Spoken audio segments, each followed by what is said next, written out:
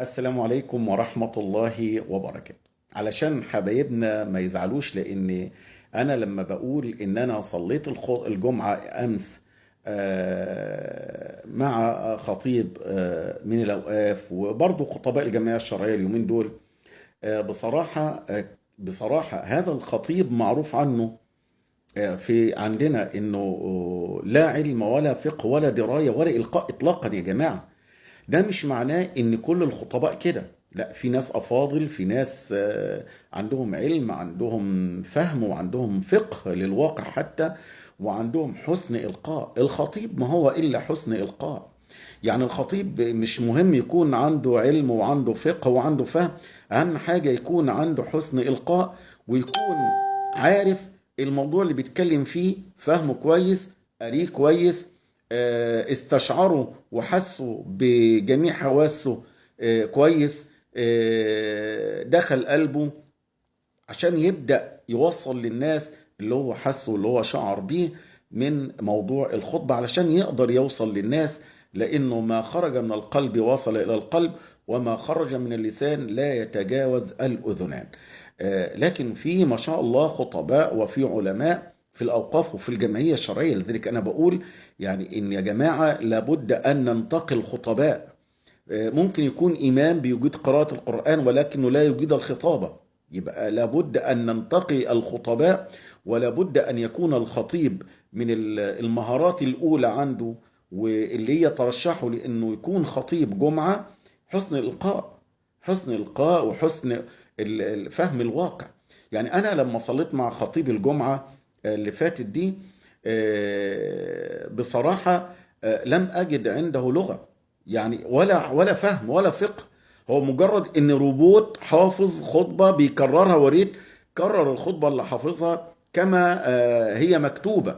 انما حتى لما جاي يشرح الامر بالمعروف والنهي عن المنكر، قال الامر بالمعروف يعني الدعوة الى التوحيد. كويس، تمام جدا، ان الامر بالمعروف الدعوة الى التوحيد، والى عبادة الله سبحانه وتعالى، والى فعل كل ما هو خير، وكل ما امر به النبي صلى الله عليه وسلم.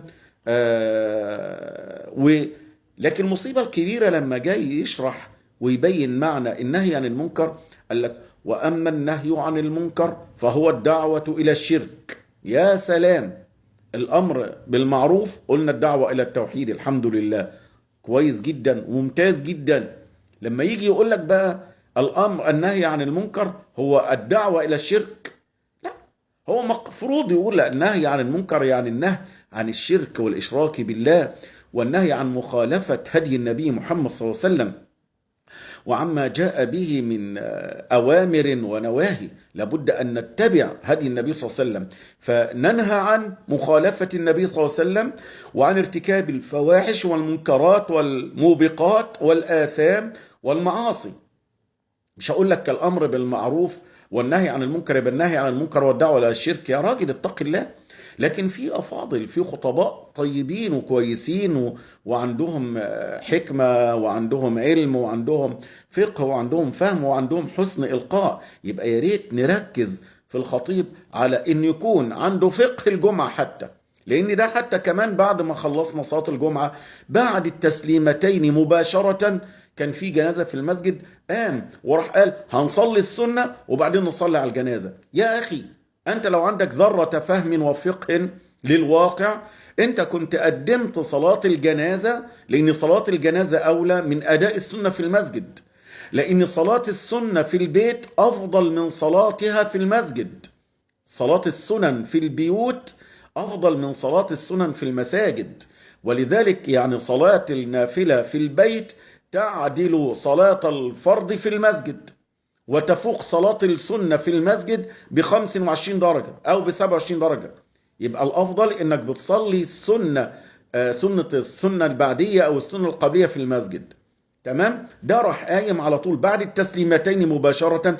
لا قلنا أذكار صلاة، حتى لا استغفرنا ربنا، ولا قلنا أذكار الصلاة. وديت مفروض إنك بعد التسليمتين بتستغفر الله سبحانه وتعالى مباشرة لأي نقص أو أي تقصير أو أي سهو حدث لك في الصلاة. ده أول ما سلم على طول نصلي السنة وبعدين نصلي على الجنازة. تاني حاجة من إكرام الميت دفنه، يعني إكرام الميت إن احنا نعجل بدفنه. وبعدين ده يوم جمعة، ما فيش حد بقى متأخر ونقول هنصلي السنة على المتأخر. يا عم اتق الله، كان الأولى إن احنا نقدم الجنازة ونصلي على الجنازة وندفن الجنازة وبعد كده نصلي السنة في بيوتنا. والنبي صلى الله عليه وسلم قال: اجعلوا من صلاتكم في بيوتكم ولا تجعلوها كالمقابر. لكن ما فيش للأسف، ما فيش فهم للواقع، ما فيش فقه الواقع عند البعض. لكن بعضهم ما شاء الله علماء أجلاء، مشايخ أساتذتنا ومشايخنا وعلمائنا، ولكن مش كلهم. يعني لازم نعطي كل واحد حقه وقدره. لابد أن يكون الخطيب عنده فقه الواقع. يا راجل يكون حتى لو خطيب لم يحفظ كثير من القرآن، ولكن يحفظ قصار السور على الأقل، وعنده حسن إلقاء، وعنده فقه الصلاة. يعني لو حدث له أي عارض في الصلاة يقدر يتصرف إزاي، وعنده الأمور ديت البسيطة ديت، يكون هو أولى من خطيب يحفظ القرآن كاملا وليس عنده حسن إلقاء، وليس عنده فقه واقع، وليس عنده فهم للنصوص أصلا. فيعني يا ريت نهتم بخطباء الجمعة، لأن هي دي الساعة الوحيدة وده اليوم اللي فيه بنقدر يعني نسمع معلومة أو نسمع حديث أو آية من كتاب الله سبحانه وتعالى. عايزين نسمعها صح، عايزين نسمع تفسيرها صح، عايزين نسمع الفهم الصحيح لحديث النبي صلى الله عليه وسلم وللواقع اللي احنا عايشين فيه. تقبل الله منا ومنكم صالح الأعمال. ما أنا إلا عبد ضعيف، يعني لست بعالم، وإنما النصيحة واجبة على كل مسلم ومسلمة. الدين النصيحة كما قال النبي صلى الله عليه وسلم: لله ولرسوله ولعامة المؤمنين ولأئمة المؤمنين وعامتهم. فمن باب النصيحة بننصح ونقول نهتم بخطباء الجمعة. يا جماعة احنا بنتمنى الخير لكل واحد، واللي عنده تقصير يحاول يعالج التقصير دوت والخلل دوت، لكن ما يقداش على طول. الخطيب ده بالذات انا من يوم ما عرفته وصليت وراه وهو ما فيش لا عنده لا لغة ولا فقه ولا اي حاجة خالص. يعني المرفوع بيكسره والمكسور بيرفعه والمفتوح بيقفله والمقفول بيفتحه. يعني عايزين نتقي الله يعني في كل عمل بنقدمه لأجل الله سبحانه وتعالى. تقبل الله منا ومنكم، اللهم اغفر لنا وله ولجميع المسلمين أجمعين يا رب العالمين. وسلام الله عليكم ورحمته وبركاته.